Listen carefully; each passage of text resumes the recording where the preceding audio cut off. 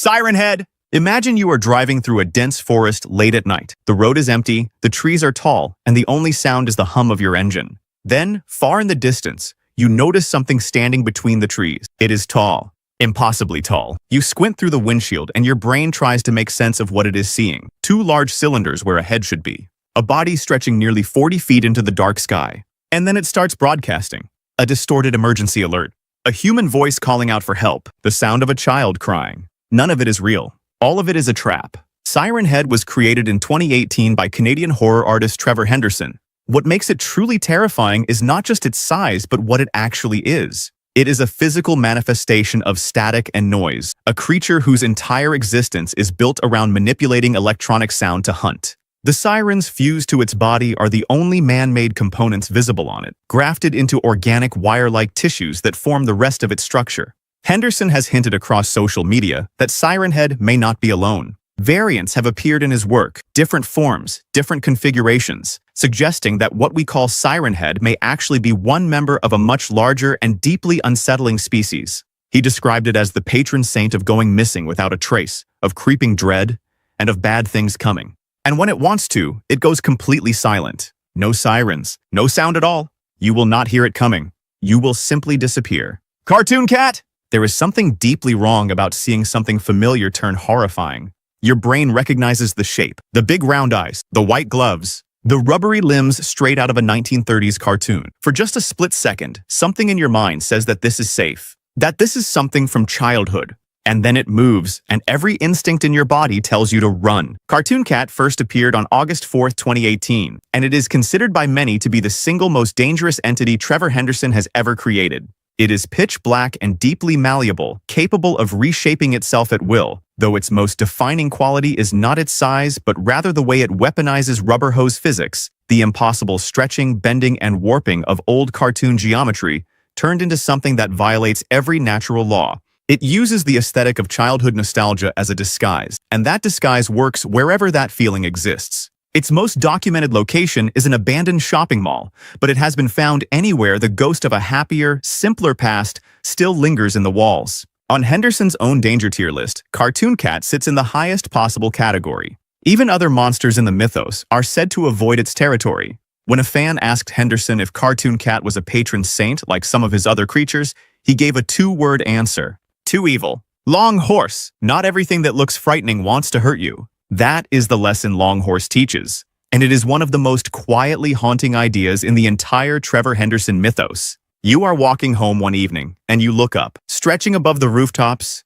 curving impossibly through the air, is a long skeletal neck leading to a horse skull staring directly at you. Your first instinct is fear, but Long Horse is not here to harm you. It is here to warn you. Created in 2018, Long Horse is the rare benevolent entity in Henderson's universe. And here is what makes it truly unlike anything else in the mythos. It does not have a body. Not a body that was never found. Not a body hidden somewhere out of sight, but no body at all. Henderson confirmed that Long Horse is simply an infinite neck that passes through layers of reality itself. There is no torso waiting somewhere beyond the horizon. There is no creature attached to the other end. It is just neck, endlessly, in a way that breaks physics and defies any framework the human mind can apply to it. It appears before disasters and dangerous events, moving silently through the world as a living warning. It does not fight. It does not hunt. It is purely passive, existing only to give humanity a chance to survive what is coming. In a mythos filled with creatures that consume and destroy, Long Horse simply wants people to live. It is the saddest kind of horror, a protector so vast and so strange that the very sight of it sends people running from the one thing trying to save them. Bridge worm. You are driving across a long bridge at night, and your headlights catch something in the shadows below. A face. Pale, wide, almost gentle looking. Eyes that seem sad. A mouth curved into something resembling a peaceful smile. Something in your gut tells you to keep driving, but the face just looks so harmless. So you slow down. You lean over the railing for a better look. And that is when the mask comes off. The bridge worm was created by Trevor Henderson on August 14, 2019, and its entire existence is built around one single act of deception. It is a massive worm-like creature with pale, fleshy skin that hides beneath bridges, tunnels, and highway overpasses. The calm, almost sorrowful face it presents to the world is not its real face. It is a mask, Underneath it lies a wide-open maw lined with countless jagged teeth that bear no resemblance to anything human, a throat designed purely for consuming whatever was foolish enough to come close. Henderson confirmed that the older a bridgeworm gets, the more refined and convincing its false face becomes, shaped by years of studying human reactions. On Henderson's official danger tier list, the bridgeworm sits in the run tier, not the fight tier, not the hide tier. Run. Because by the time you have seen its real face, the only question left is whether your legs are fast enough. The man with the upside-down face. Most monsters want to kill you. This one just wants to watch you suffer. And somehow that is so much worse. The man with the upside-down face does not attack. He does not chase. He does not make a sound. He exists at the edges of catastrophe, standing at a distance from car crashes, fires, and homicides, close enough to feed but far enough that the human mind cannot fully process what it is seeing. His face is exactly what his name describes. Inverted, eyes where the mouth should be. Mouth sitting on his forehead. People sometimes catch him at the corner of their eye near a disaster scene, registering something slightly wrong, slightly off, but the brain cannot complete the thought until after the moment has passed. It is in photographs taken at the scene that he appears with full, undeniable clarity, standing apart from the crowd, completely still, watching. Henderson drew inspiration from the 1943 Ray Bradbury short story The Crowd when creating this character, a story about mysterious figures who appear at the scenes of accidents. He confirmed that this entity feeds on negative human emotions, including grief, terror, misery, and pain, appearing wherever suffering is concentrated, including locations where other monsters have already struck. He is not a ghost, and he is not invisible. He has a physical presence in the world. Reality simply bends around him in a way that makes him difficult for the human mind to register directly.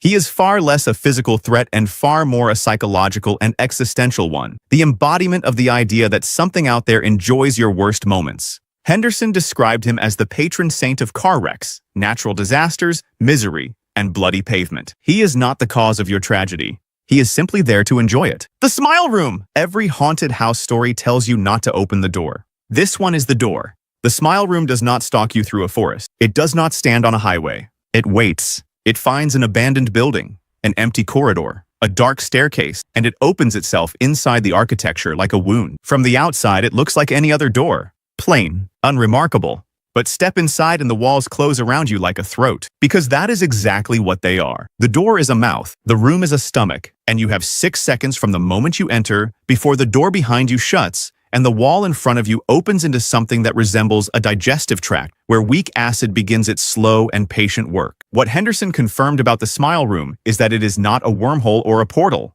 It is a mouth, the physical opening of a massive interdimensional parasite that pushes itself through the walls of our reality and opens inside buildings, disguising its entrance as an ordinary door. The creature it belongs to is so incomprehensibly large that only its mouth has ever been seen. The rest of it exists somewhere beyond our dimension, ancient and nearly dead, and yet still hungry enough to keep its trap open.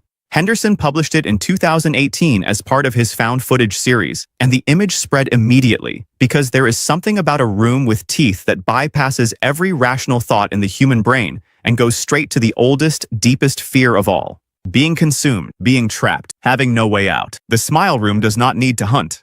It does not need to chase. It just needs you to be curious enough to open the door. And doors, after all, are made to be opened.